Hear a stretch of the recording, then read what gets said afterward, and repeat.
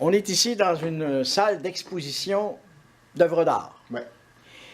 Et vous maintenez cette salle d'exposition toute l'année? Oui, ben, il y a peut-être un petit moment pendant la période des fêtes qu'on ferme, mais on est ouvert toute l'année. Notre concept, principalement, c'est des expositions collectives. Il y a à peu près 6 à 8 expositions collectives dans l'année. La plupart ont un thème. Donc, de manière qu'on fonctionne, qu'on annonce sur Internet, Ouais. on fait des affiches, on essaie d'utiliser le plus largement possible le thème qu'on veut que les artistes développent. Et puis là, eux nous soumettent des dossiers, puis on les regroupe. On choisit qui on veut voir. Puis on les regroupe, ça varie entre 15 à 30 artistes. Et puis, ben, ce qui est intéressant pour les visiteurs qui vont venir, c'est qu'ils comprennent c'est quoi le thème, puis ils vont voir plein d'œuvres, puis les gens, les artistes, ont plein d'interprétations du thème. Puis là, c'est le fun de voir qu'à partir d'un sujet qui peut être assez simple, on peut aller voir plein de choses. Et vous faites environ combien d'expositions par année? Ben, initialement, au tout début, on en faisait presque 12. C'était une par mois, mais c'était trop rapide, trop de travail. Et puis, finalement, pour donner une chance aux artistes, chacune des expositions dure à peu près 35 jours. Ça fait à peu près, si on calcule les battements qui entrent en D, Oui. enlever les toiles, accrocher les toiles et tout ça, ça fait finalement un maximum, ça fait peut-être 8 expositions, gros maximum par année. Et quel est votre objectif, votre but? Ben, tout travail de galeriste, c'est de représenter les artistes. C'est de faire le pont entre les artistes et le public. Éduquer le public par rapport aux œuvres, parce qu'il y en a qui sont plus difficiles à comprendre. Oui. Une grande part de notre travail, c'est pour les artistes émergents. L'idée première de la galerie, c'est de créer le pont, la marche, si vous voulez, qui peut faire le lien. Parce que la plupart des artistes peuvent facilement exposer dans des galeries locatives où ils payent entièrement la salle, où ils payent un mur. Puis il y a d'autres types de galeries, parce que de l'art qui fonctionne, eux, à pourcentage, mais les galeries qui fonctionnent à pourcentage ont tendance à filtrer les artistes qui représentent. Ils vont prendre les artistes qui sont très connus et qui vendent, logiquement, parce qu'ils ne prendront pas des nouveaux, parce que tes nouveaux, on ne sait pas si tu vends, on ne sait pas ce que tu vaux. Fait que pour faire la marche vers les grandes galeries, on est une espèce de marche entre les deux. Entre l'exposition dans les petits cafés et tout ça, puis les grandes galeries, ben nous, on est la marche entre les deux. Parlez-moi de cette exposition là, qui se termine le 24 juillet. Ouais. C'est Québéquitude. Certaines personnes disent Québécitude. Ouais. Moi, je dis Québéquitude parce qu'on est québécois, pas québécois. Ben, c'est principalement qu'on voulait fêter qui on est, québécois. Célébrer le québécois, c'est pas tous nos bons côtés, c'est également nos côtés un peu gauche, un peu tarte. C'est tous nos côtés, quoi. C'est tous nos côtés, mais on l'assume, puis il faut l'assumer, tu sais. Puis entre autres, lors du vernissage, on avait invité les artistes et les visiteurs à venir en pantoufles de Femtex, parce que le Femtex, c'est une création québécoise. Oui, absolument. Et les pantoufles, c'est typiquement québécois. Vous pouvez regarder tout le cinéma qu'il y a dans le monde, puis toutes les photos que vous pouvez trouver dans les magazines. Vous ne trouverez pas de pantoufles de Femtex ailleurs qu'au Québec. Peut-être un peu en Ontario et tout ça, dans le reste du Canada, mais principalement au Québec. Là où on les a vendus. Ben oui. Ben, on aime les pantoufles de Femtex, mais on est gêné des porter. Hein? On est gêné de recevoir les visites en pantoufles de Femtex. Moi, j'en ai porté longtemps. Oui, mais est-ce que vous receviez les visites en pantoufles de Femtex? Non. Non, on va mettre des chaussures. Vous avez raison. C'est-à-dire, d'ailleurs, au début, quand on a créé la galerie, on voulait être en pantoufles de Femtex tout le temps. On sera la galerie en pantoufles de Femtex pour montrer qu'on est relax et tout ça.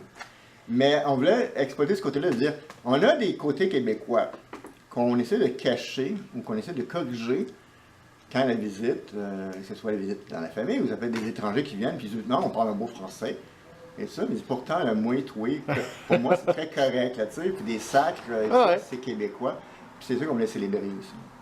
Voilà. On a réuni à peu près, initialement, on devait être 24, finalement, on a eu 22 artistes. 22 artistes avec des idées il y en a qui c'est très traditionnel, il y en a qui c'est très contemporain. Puis on a eu la chance d'avoir M. Levasseur, qui a une collection d'art. Moi qui dis ça. C'est de l'art populaire québécois. Que moi j'adore.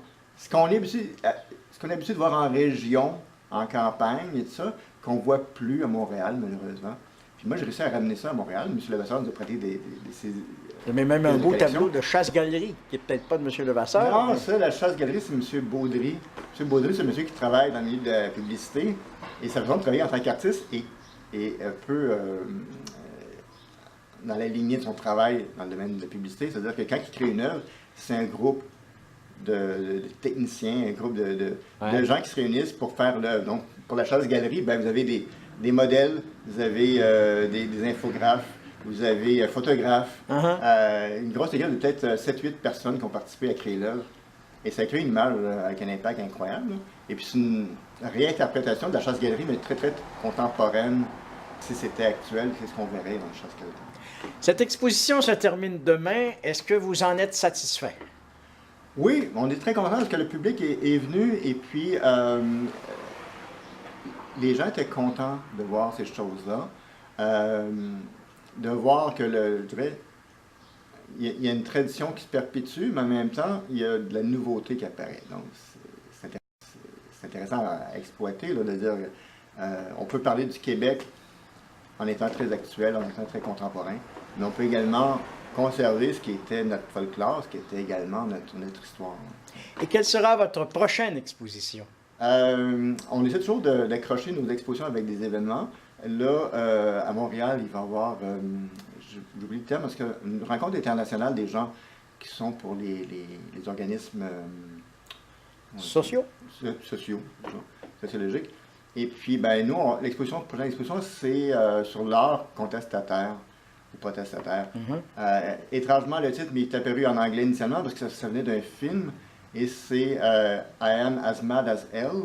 Et ça vient du film Network où un anchorman est choqué puis il dit au public « Je suis à bout, je suis écœuré, je peux pas vous dire quoi faire, mais commencez par être choqué. » En français, on a cherché le titre et le titre c'est « Il y a une hostie de limite. » Parce que c'est ce qu'on veut exprimer. Il n'y a pas d'autres mots, on a essayé de être très, très politiquement correct puis d'avoir un beau langage, mais il y a une hostie de limite, c'est dire il y a un écœurement, puis c'est pas spécifique aux artistes, il y a un écœurement dans le public en général sur plein de problèmes qui n'évoluent pas, plein de problèmes qui se perpétuent. Si on pense au niveau de tout ce qui est niveau politique, ça stagne, ça bouge pas. On dit qu'on va corriger, on corrige pas. On a toujours des excuses pour dire pourquoi on ne corrige pas. L'environnement, c'est la même chose. Depuis 85, on est par le Kyoto. 85, on veut signer à l'accord de Kyoto, puis on reporte dans 3 ans, on se rencontrera, on en reparlera. On va renégocier. Puis à un moment donné, il dit, il y a une limite. Se mettre les pieds à terre, puis faire quelque chose. Puis, comme dans le film, ce qu'on dit, c'est qu'on n'a pas la solution, mais il faut commencer par être choqué. Puis là, on va avoir des œuvres, on a réuni des artistes qui ont des œuvres qui veulent dire des choses. Pas forcément choquantes, des gens qui veulent dire des choses, il y en a qui sont très belles quand même. Là. Ça peut être un propos très pacifique, là, ça peut être un truc très... C'est ça. C'est dire qu'est-ce qui est important pour nous, puis qu'est-ce qui nous inquiète, puis qu'est-ce qu'on veut dire à nos dirigeants et tout ça.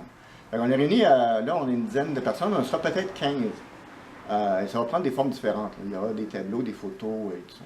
Et on pourra la voir à compter de quand? À partir de, je pense, 13 ou 14 août, je n'ai pas la date précise, mais sur le site Internet, si vous visitez notre site, Le Repère des Sans Talents, sur Internet, sur un blog, vous allez avoir toutes les coordonnées pour nos événements à venir.